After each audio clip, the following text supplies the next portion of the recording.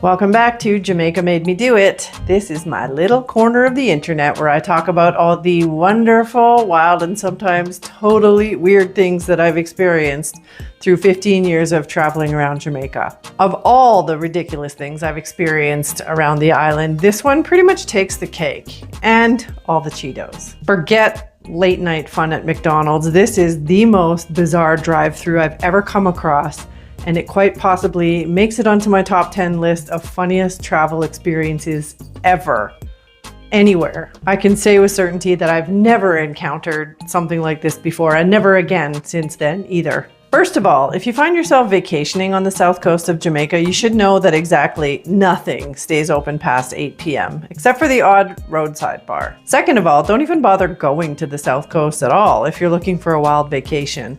You won't find it, which is exactly the reason I lived on that side of the island my second time around. As I learned very quickly, if you need fuel, cigarettes, or snacks, you better stock up in the daylight hours because you will be shit out of luck after dark.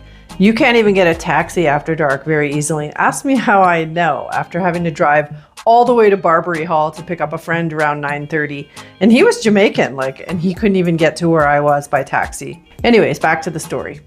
If you happen to end up at a late night party on a beach on the south coast with a bunch of off-duty police officers, you can get snacks at one particular gas station in the middle of nowhere, even if it's closed. The gas station is called Unipet. I've never figured out what Unipet means in the fuel world, but the gas station is called Unipet, and when you drive up to it in the dark, it appears well closed and locked up. Like not even the street lights are lit up around this gas station. But if you're with someone who knows what they're doing, you'll weirdly discover that there's a metal box on the outside wall of the building. Also, if you're with someone who knows what they're doing, you will quickly learn that the metal box is actually a slot that pushes in and out of the wall for the transfer of money and goods. If and only if the guy inside who manages the metal box is awake, you can get whatever treats and prizes you want. But if he's sleeping, you have to bang on the metal box and yell at him. This photo is exactly what it looks like. You yell into the metal box and make the guy inside walk through the dark store to pick out the items you want. That's his actual job. And then he yells back through the box to tell you how much your goods will cost. You drop the money in the box and your snacks magically appear. The night that we ended up at this literal hole in the wall, there were 4 of us foreigners, and we were with one of my policeman friends. He did all the dirty work for us. I would have never known about this. So this ordering fiasco lasted about 15 minutes because none of us could decide what we wanted, and then we would change our minds, and then we would want Cheetos, and then they didn't have any, and on it went. Because we can't see what's inside. We're just going on, we're going in pure darkness. All 4 of us were intoxicated as well.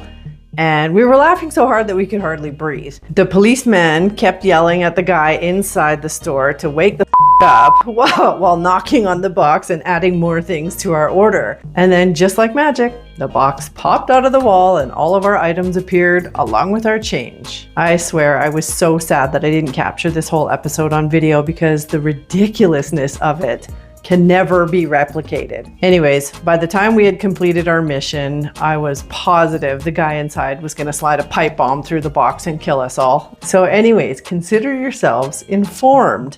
If you're ever desperate for a smoke and a Cheeto in the middle of the night on the south coast, make sure to drive around and check all the gas stations to see if there's a metal box on the wall. If so, try knocking. If you want to see the second most ridiculous thing I've ever seen in Jamaica, go check this video where one of my neighbors cooked soup inside a gas tank. Yes, you heard that correctly. Red pea soup inside a propane cylinder. Thanks for watching. I'm Christy and this is Jamaica Made Me Do It.